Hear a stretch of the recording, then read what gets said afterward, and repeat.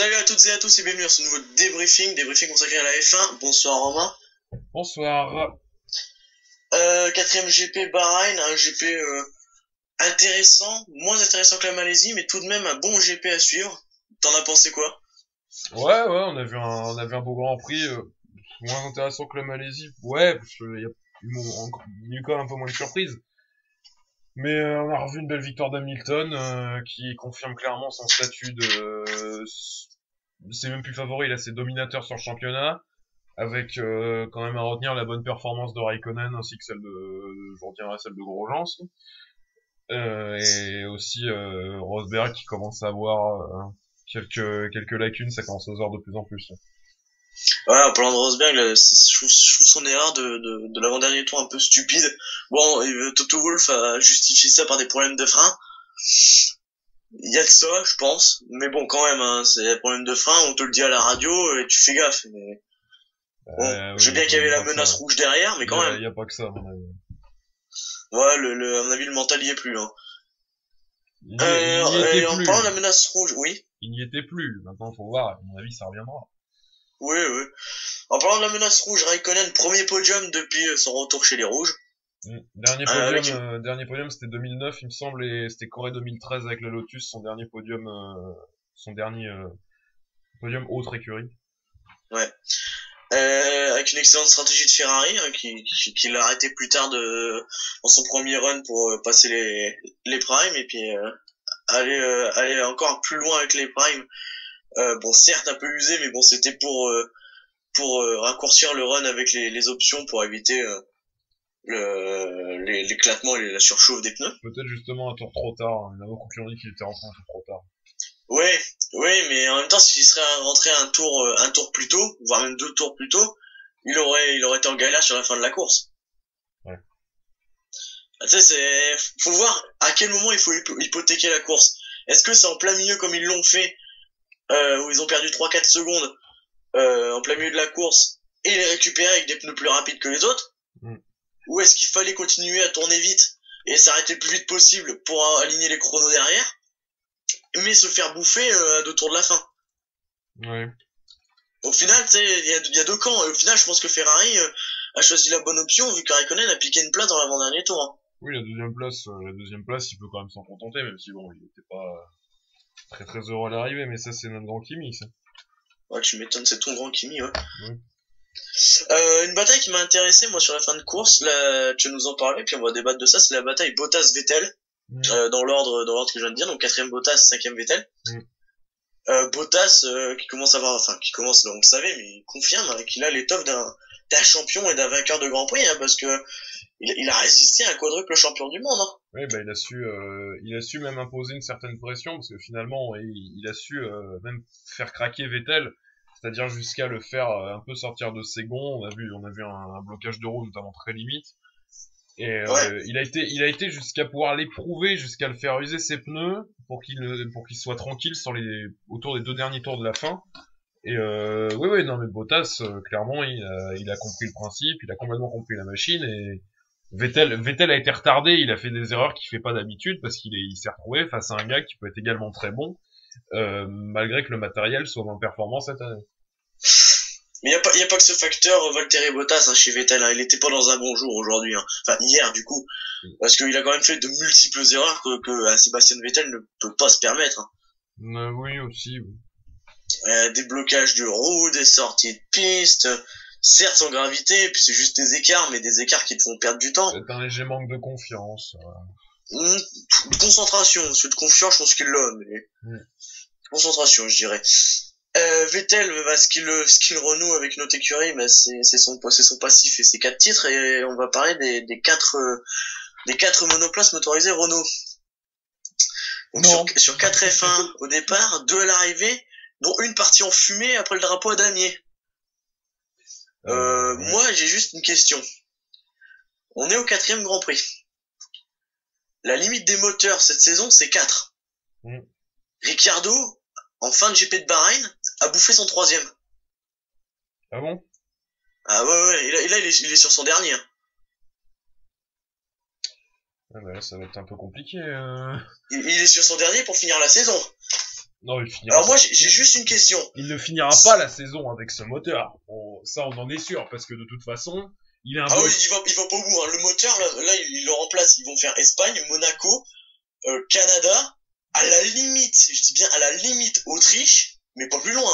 Mais et puis surtout si le moteur ne répète pas, parce que de toute façon le bloc Renault il est absolument pas fiable. Ah ouais, non mais, enfin moi mais même parce que il y a des directives qui vont être prises à ce sujet-là. C'est soit on va donner des pénalités intempestives, ou soit on leur octroie un cinquième moteur, ce qui serait pour moi l'option la plus judicieuse. Bah oui, mais sous peine mais même un cinquième moteur, en espérant que le moteur Renault se fiabilise par un claquement de doigts, même avec deux moteurs, donc avec le quatrième et le cinquième, qui seraient parfaitement fiables, ils n'iraient pas au bout. Non, mais sous peine de pénalité, de toute façon, il y aura quand même des pénalités, sinon ça serait injuste d'aller dire, ouais, il nous faut un dernier moteur, la FIA, c'est pas parce que on ira chialer devant le bureau de la FIA qu'ils ne donneront pas de pénalité, c'est évident. Mais ouais, c'est vrai que ça commence à être inquiétant, et même des pilotes qui sont même des nouveaux, comme Sainz, même Sainz, il a gueulé, hein. Il en a ras-le-bol, il se plaint aussi des problèmes, des soucis mécaniques qui sont affectés non pas que par le moteur Renault, mais par ce que peut causer le moteur Renault dans la voiture aussi, parce que finalement il y a aussi les châssis qui peuvent être affectés forcément, qui ont été adaptés pour accueillir ce moteur qui est pas fait pour, et ça se voit, clairement ça se voit, et le pauvre Verstappen lui aussi pareil. Comme dirait Jean Lecroix de l'autre côté de la barre, il y a pas que le moteur Renault, il y a le groupe motopropulseur, hein, le Power Unit, hein. Il y a pas que Renault là-dedans. C'est tout, c'est un tout. Et de toute façon, comme ils disent, en Formule 1, il n'y a pas un souci, un problème qui cause l'arrêt de la voiture. C'est une succession de problèmes. S'il y a un problème, ça va en entraîner un autre, qui en entraîne un autre, qui en entraîne un autre. Et le souci, c'est qu'il faut pas avoir le souci de base. Le problème de base, il faut pas l'avoir. Et à partir du moment où on n'aura plus le problème de base, on fera peut-être plus des performances, mais au moins, on sera peut-être en capacité de ramener les 4 voitures motorisées Renault, ce qui est quand même quelque chose d'abusif, parce que quand on voit qu'il y a encore 2 ans, on était avec combien de voitures motorisées Renault? Williams, Caterham, Red Bull, Toro Rosso, non, ils étaient encore Ferrari. T'as Caterham, Red Bull, Lotus, Williams, et c'est déjà 4 écuries.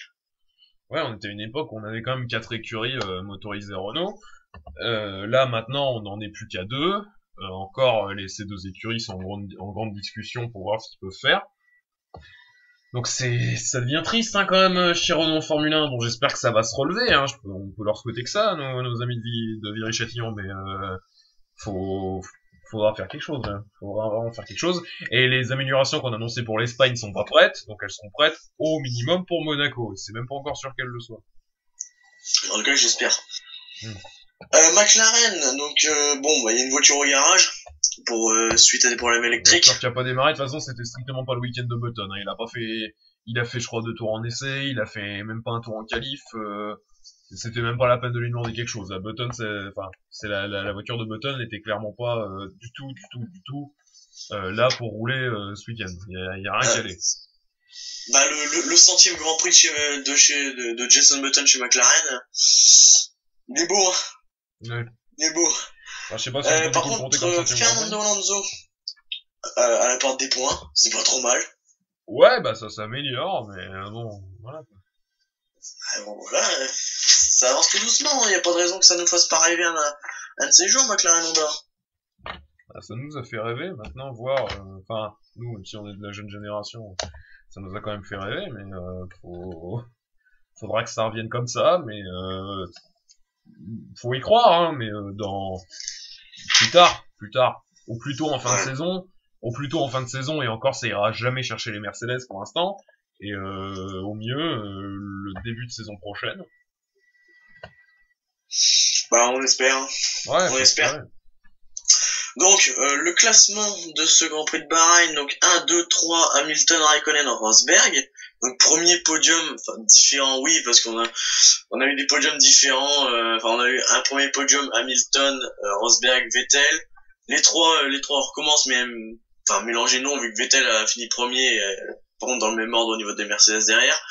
On a remis l'ordre habituel, donc Hamilton, Rosberg, Vettel pour la Chine, et là, bon, là, c'est notre Ferrari qui remplace son collègue, mais pour l'instant, depuis le début de la saison, c'est 2 Mercedes, une Ferrari sur le podium, il y en a jamais eu autre chose. 4ème, 5ème, donc la belle bataille de la fin du Grand Prix. Bottas, Vettel, 6ème, Ricciardo, 7-8, Grosjean Pérez. Bon, Grosjean qui encaisse 6 points de plus, après les 6 encaissés il y a une semaine en Chine. Pérez, bon, si on compare avec le résultat de l'an dernier, bah, c'est décevant, mais bon. Oui, mais Pérez qui fait monter la Force India, quand même, la Force India est très à l'aise à Bahreïn. On a vu une bonne qualif de Hülkenberg, on a vu une bonne course de Pérez. La Force India est assez à l'aise à Bahreïn. Alors malheureusement, le souci de Force India, c'est que la voiture est apparemment plus développée et ça va être très compliqué pour Vijay Mallya de tenir encore, à mon avis, jusqu'à cette fin de saison. Et après, on verra comment ça se porte parce que lui aussi, il a des gros soucis financiers. Bon. Ouais, on en parlera pas parce que ça nous ne regarde pas. Bah, je pense qu'il attend tout simplement un acheteur qui veuille bien lui racheter l'écurie, donc il y a peut-être, on verra. Ouais. 9ème, bon, Kvyat qui encaisse 2 points, Massa 10ème qui est sa plus mauvaise performance de la saison. Alonso 11, on l'a dit, 12-13. En étant parti des stands. Ouais, en étant parti des stands, ouais. Nasser 12, Hülkenberg 13, 14 Ericsson, Maldonado 15, Steven 16 et Meri 17. Au moins les Manors sont à l'arrivée. Comme d'habitude, ça finit loin, mais c'est à l'arrivée, c'est ce qu'on leur demande. De toute façon, c'est ce qu'on va leur demander jusqu'à la fin de la saison. Bah, ça finit loin. Bah, Meri, il a 3 tours, mais Stevens, il en est qu'à 2. Bon, il en est à 2. Oui. Ça se rapproche, mais bon. Ouais, ça fait un peu de tourisme, mais bon, voilà. Ouais. Bon, au niveau des abandons, on a 3 à déplorer. Donc, Button qui n'est pas parti avec un problème électrique. Verstappen avec un problème électrique, j'aurais même jusqu'à dire mécanique. Sainz Junior, une roue mal serrée. Lol. Je sais pas ce que t'en penses, mais il y a peut-être eu une histoire de roue mal serrée, mais j'ai surtout l'impression qu'il y a un turbo de chez Renault qui a lâché aussi. Bah oui, aussi, bah, de toute façon, c'est les petites rumeurs, on dit ce qu'on veut, hein, dans les communiqués de presse, hein. Ouais. Pour terminer ce débrief, le classement pilote et constructeur.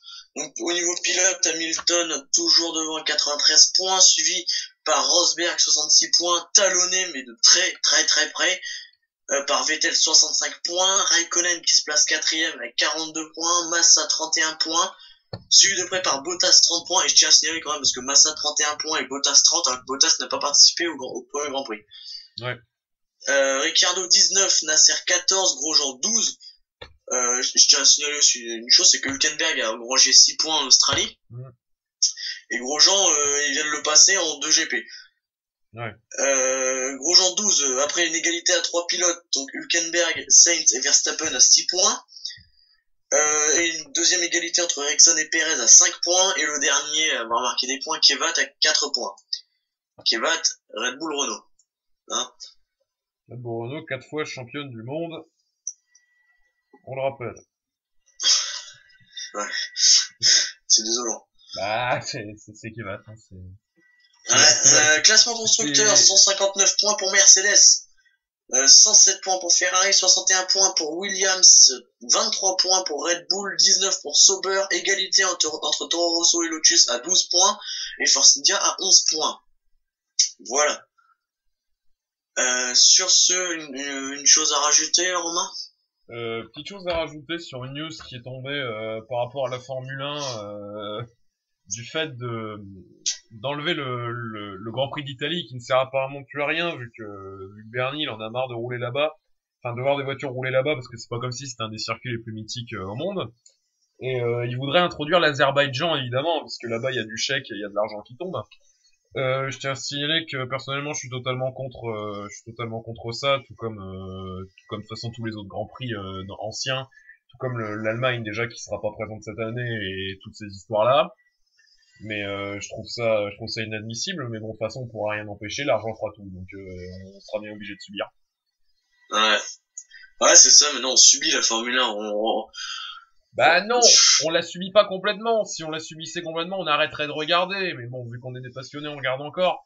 Mais c'est pour ces grands prix-là qu'on regarde la Formule 1. Et le jour où on n'aura plus que des grands prix avec devant en ville, devant des villas, devant des yachts et des hôtels et des piscines ou des grands complexes de circuits entourés d'hôtels et d'argent qui circulent c'est pas, enfin, je veux dire, le jour, de toute façon, où ils suppriment des circuits comme Suzuka ou Spa-Francorchamps, ils ont déjà viré Manicourt, c'était déjà pas terrible. L'Allemagne, on sait pas si ça va revenir. L'Italie, c'est sur le point de partir. Mais s'ils dégagent la Belgique et le Japon, ou même d'autres, hein, même d'autres. Déjà, la Chine, c'est même pas sûr qu'ils sont encore là l'année prochaine. Je crois que c'est la Chine. Malaisie non plus. Quoi? Malaisie non plus. Ouais, Malaisie non plus. Enfin, même les grands prix qui sont arrivés en début d'année 2000 galèrent. Donc là, il y a des choses qui vont pas. Et le problème, c'est que si on se retrouve maintenant avec déjà le Grand Prix du Qatar va être ajouté. Bon, je suis pas pour non plus. C'est un peu désolant, quoi.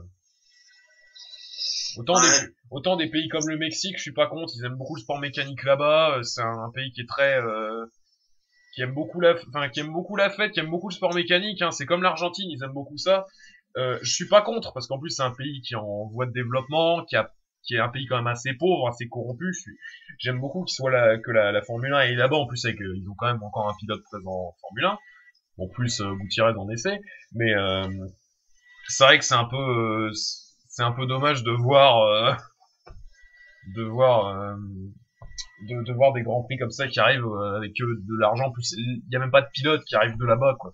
Même s'ils risquent d'en avoir un jour, parce que finalement le jour où finalement on rentrera sans même avoir de diplôme en Formule 1, sans même avoir de licence, parce qu'on rentrera juste grâce à l'argent, parce qu'au bout d'un moment ça peut arriver comme ça, bah peut-être qu'on en aura.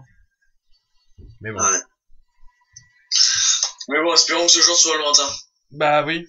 Et peut-être même qu'il arrive jamais, parce que peut-être qu'un jour Bernie il comprendra qu'il a plus sa place ici et que peut-être un jour on aura un vrai passionné, un vrai pilote, un ex-pilote, un vrai passionné qui aura compris le système, qui écoutera les gens, rien que le principe, hein. Il écoutera peut-être les nouvelles générations ou les fans de maintenant, parce que même si nous on est des jeunes, on veut pas non plus on veut pas des complexes bondés avec des circuits avec des longues courbes et des échappatoires. Nous, on veut garder du grand classique aussi, parce qu'il y a des circuits qui ne se changent pas. Désolé, le jour où il verse pas Francorchamps, même si je sais que c'est plutôt à toi, Maxime, que ça parle, mais je voudrais quand même, je veux pas qu'ils s'en aillent ce circuit quand même. C'est le genre de circuit, je veux pas qu'on les enlève du calendrier, sinon ça va tout foirer, quoi. Ah bah, le circuit il est viré du calendrier, je prends mes clics et mes claques, je prends mes claques et mes clics, et je me tire là-bas et je fais une manifestation. Tout seul, je fais une manifestation. Non, tu vas regarder le WEC. Non. Oh, si. Non. Ah bah le jour où la moitié des pilotes de F1 et la moitié des écuries seront partis en WEC, parce que c'est peut-être ça l'avenir, on en discutera. Enfin bon, c'est pas le sujet. Un petit moment de silence, là vous le voyez pas, mais là il y a un gros doigt pointé. Bon, sur ce, on va arrêter de déblatérer sur des conneries. T'as rien à rajouter, quelque chose, là, parce qu'on est déjà en train de bouffer du temps. Pas plus que ça, non. Sur ce, alors en F1, j'ai complètement oublié les dates, mais ça doit être dans... Ah non, c'est dans 3 semaines la Catalogne. Ouais, donc ça va, on a un petit break au niveau F1, et on se retrouve la semaine prochaine pour le rallye d'Argentine en WAC. Ouais. Un petit retour aux sources. Sur ce, puis d'ailleurs, il va falloir qu'on gère un peu notre sujet, là, parce que le week-end prochain, ça va être le sacré bordel. Hein. Parce que entre l'Alice, l'Argentine, tout ce qui est festivités locales, ainsi que ainsi que mon anniversaire. Aussi, oui. Va falloir gérer le bordel. Hein. Non, mais ça va le faire. On est les meilleurs. Ouais, ça va le faire, on gère. On est les meilleurs. Ouais, on est les meilleurs, mais ça, je suis le meilleur. Bah oui. Mais on bouffe du temps, je te dis, on bouffe du temps. Bon, sur ce, moi je vous dis ciao et à la semaine prochaine. Salut. Salut.